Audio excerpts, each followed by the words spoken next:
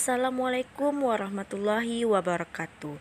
Ananda semuanya, sekarang kita akan membahas materi mengenai bonus demografi dan dampaknya terhadap pembangunan.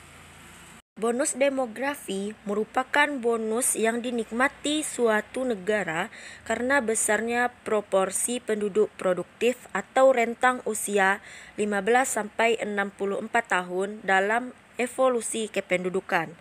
Menurut Profesor Dr. Sri Murtiningsi Aditomo, bonus demografi atau demographic dividend merupakan keuntungan ekonomis yang terjadi karena menurunnya rasio ketergantungan sebagai hasil dari proses penurunan fertilitas jangka panjang.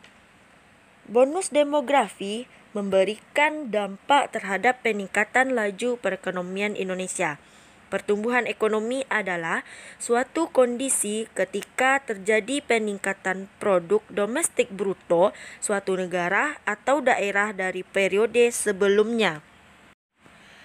Untuk produk domestik bruto adalah nilai barang dan jasa yang diproduksi masyarakat suatu negara dalam periode tertentu. Produk domestik bruto dihitung dengan menjumlahkan semua hasil produksi barang dan jasa dari penduduk yang tinggal di suatu negara. Selanjutnya, kita masuk pada permasalahan yang diakibatkan oleh dinamika kependudukan, di mana dinamika penduduk adalah perubahan jumlah penduduk yang terjadi terus-menerus dari tahun ke tahun. Dinamika penduduk mengacu pada fenomena bertambah atau berkurangnya jumlah penduduk dari waktu ke waktu dalam suatu wilayah tertentu. Menurut hasil survei penduduk antar sensus atau SUPAS tahun 2015, jumlah penduduk Indonesia pada tahun 2015 sebanyak 255,18 juta jiwa. Jumlah ini menunjukkan adanya peningkatan jumlah penduduk Indonesia dari tahun-tahun sebelumnya. Ketika pertumbuhan penduduk tidak terkendali dengan baik, masalah akan timbul. Masalah yang timbul antara lain yaitu ledakan penduduk dan sebaran penduduk yang tidak merata. Yang pertama, ledakan penduduk. Ledakan penduduk adalah keadaan penduduk dengan laju pertumbuhannya cepat sebagai akibat dari tingkat kelahiran yang tinggi, sedangkan tingkat kematian menurun secara tajam. Adapun beberapa dampak negatif yang muncul akibat ledakan penduduk. Yang pertama, memicu terjadinya eksploitasi berlebihan terhadap lahan pertanian. Yang kedua, meningkatkan aktivitas industri dan rumah tangga yang tidak ramah lingkungan. Yang ketiga, membutuhkan lapangan pekerjaan yang lebih banyak. Yang keempat, membutuhkan lahan yang lebih banyak.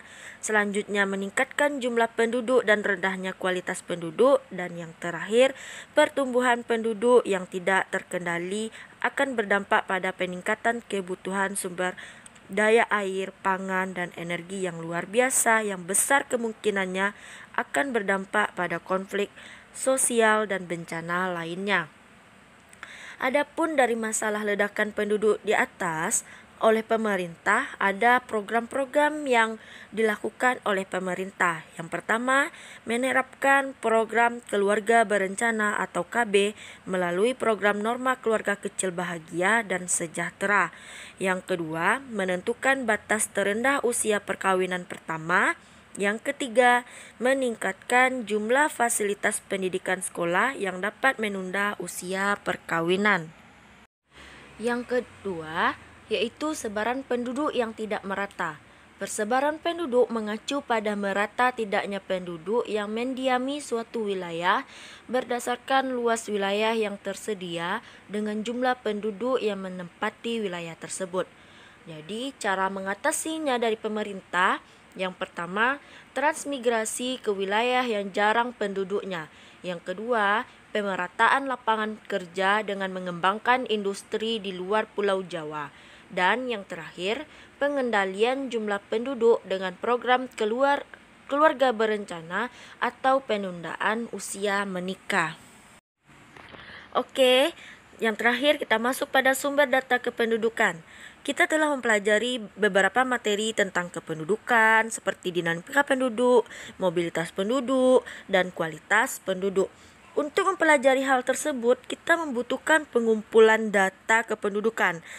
Ada 3 sumber data kependudukan. Ketika sumber data kependudukan itu adalah sensus penduduk, registrasi penduduk, dan survei penduduk. Pertama, kita bahas dulu sensus penduduk.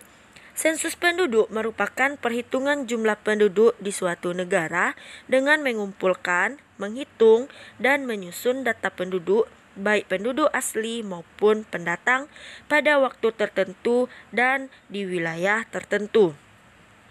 Yang kedua, registrasi penduduk merupakan kumpulan berbagai keterangan tertulis dari kejadian penting yang dialami oleh penduduk seperti data perkawinan, perceraian, perpindahan penduduk, dan kejadian-kejadian penting lainnya.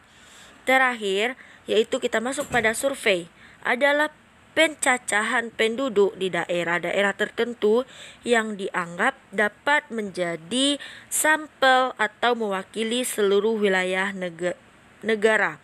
Beberapa survei telah dilakukan oleh Badan Pusat Statistik atau BPS.